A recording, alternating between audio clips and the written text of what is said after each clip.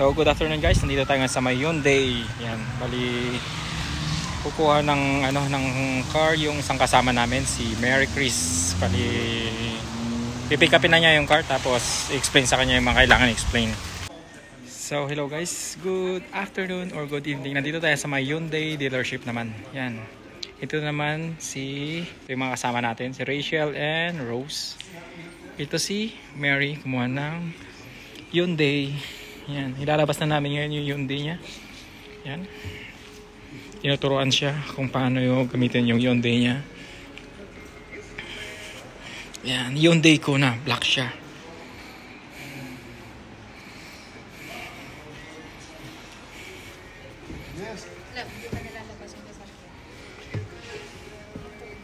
Ano, lalabas na natin? Lalabas.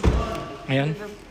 So just in time, we're just done now. So oh, that's went good. through all the features with her. Yes. So she knows how to get it. I just got to get it out of the showroom. Ah, okay na, sir.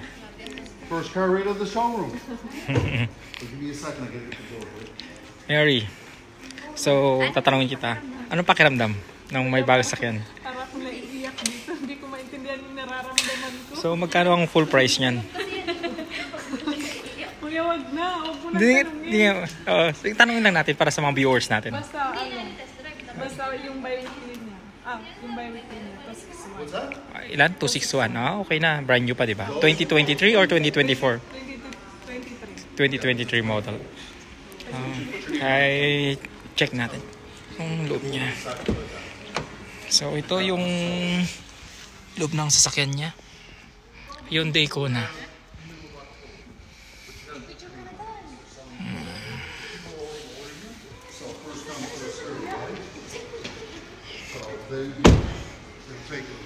Let's go get this up for her. Okay, you got to drive it out now. You have to drive now. You have to drive it out of the showroom. Okay, take your own time. It's an exciting time. It's her first car. Yeah. And it's a beautiful one. I wish my first one looked like that. Huh? My first one was old. Sir, can I ask what are the requirements for to have a car? Well, just job, Just job. you know, and length of credit history and stuff like that, right? So this one, no down payment required? Most times, no. Like, she didn't need one. Okay. I mean, if you want, you can put one. But most times, they don't ask for it. Okay. You might need, like a previous, the latest pay stub. Prove Okay. that you work and how much you make. So ito yung mga car nila dito sa may showroom. Yan, maganda din yan.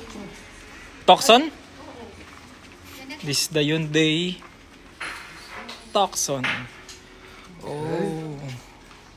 And then this one, the Hyundai Elantra. Hyundai Tucson. And that one, the other one is Hyundai Kona. Oh, where's that paperwork he gave you? Because that's going to go in the glove box? So guys, ito pala yung Hyundai nila, Ioniq.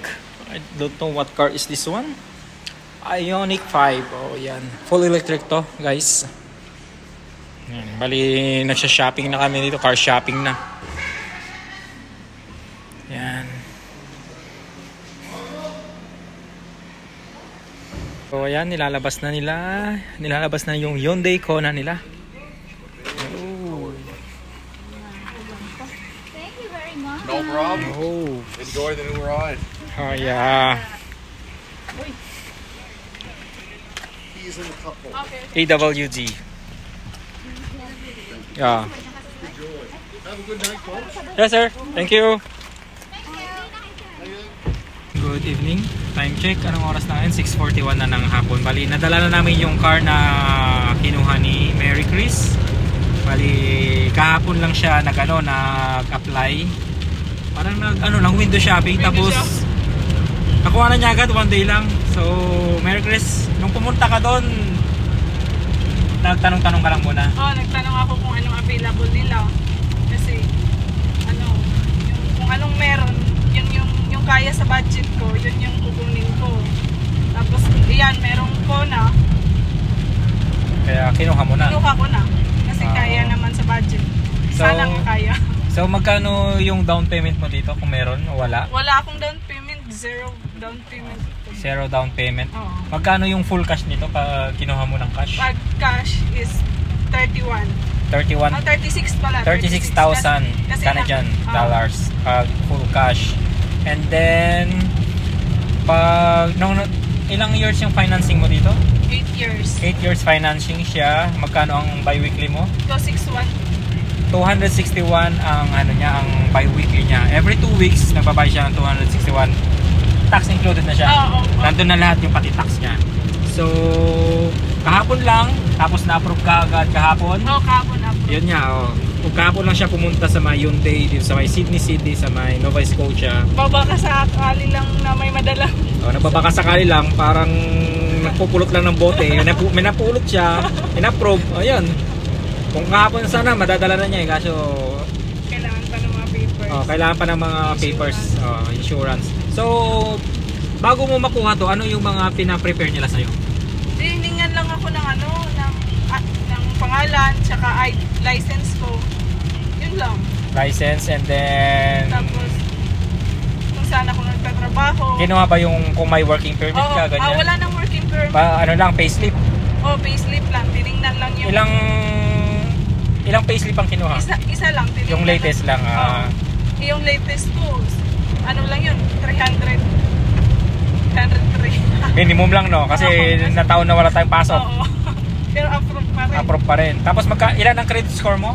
724. So ayan, bali nagbase lang sila sa may sa may credit score sa credit card niya, which is 724. And then yun, na-approve naman agad. Basta good, anong tawag doon? Hindi ka bad credit, good credit ka. Walang problema yan, na-approve ka talaga agad. Tapos ayun, ito na nga, nakadala na niya. Tingnan natin. Ayan, ang ganda pa ng panel niya, oh. Ayan, nakadala na niya. Siyempre dapat unang drive siya ang sasakay. Diba? Para maramdaman kung gaano kasarap magmaneho ng sariling sasakyan. Kaya nga. So, bago ka pumunta doon, dapat mayroon ka ng insurance. Tama. Pag kuha mo nito, dapat meron ka ng insurance. Ano yun? Ikaw ang tatawag sa insurance o sila ang tatawag para sa'yo sa insurance? Pwede sila, pero pwede din ako para makahanap ako ng mas less. Mas less. So, kailan ka kumuha ng insurance? Ngayong araw na to na bago mo iuwi? Kagabi, inano ko na. Tapos ibinigay na nila sa iyo yung yung binigay ko yung yung information ng sakyan. Okay. Yun lang. Tapos yun na, kanina kinuha na nila kung nakabayad na ba ako ng insurance. Tapos yun. So magkano naman ang insurance nito? Nasa 308. 308 monthly. Oo, monthly. Mura na. Kung 308 Pero monthly. mababa pa yan no? Bababa pa to. Kasi So, nung kinuha mo yung insurance mo, anong ginamit mong license? Yung beginners mo pa? Hindi. O yung ano mo na? Yung class 5 mo na? Oo, class 5. Ayan. Bali si Mary Chris, ano siya? Newly class 5 siya. Ano sa class 5 or class 5N? Class 5N. Class 5N siya kasi nga first time niya magkaroon ng driver's license. Dito man o kaya doon sa ibang lugar, di ba? Kaya sa Pinas. Dito ka lang nagka-class. Oo, dito lang niya. Dito nga lang ako marunong mag-drive. Dito lang nga siya nakapag-try ng drive. Kakapasa ko lang ng road test. Nakapasa lang niya ng road test and then yun. Tapos pumasa na and then nag-apply. Parang napulot lang ng bote sa kalsada, nakapulot ng Hyundai ko na. Yun, okay na yun. Nakakuha na yun. Ngayon, uuwi na niya. So ayan. Sana on. Let's go. Malapit na kami sa bahay, mga few kilometers na lang. Na? Ilang takbo dito? Okay lang yan. Mga problema dyan. So ayan, yung mga gusto ring mga nagbabalak kumuha ng sasakyan, mas lalo na yung mga bago dito sa Canada. Bali, check nyo muna yung mga bills nyo bago kayo kumuha, kung kakayanin nga ba. Hindi yung basta-basta na lang na kukuha. Tapos sa huli, di makapagbayad, mababad credit ka pa. So, isip-isip muna. Lalo't matagal ang bayaran nito. 8 years. 8 years.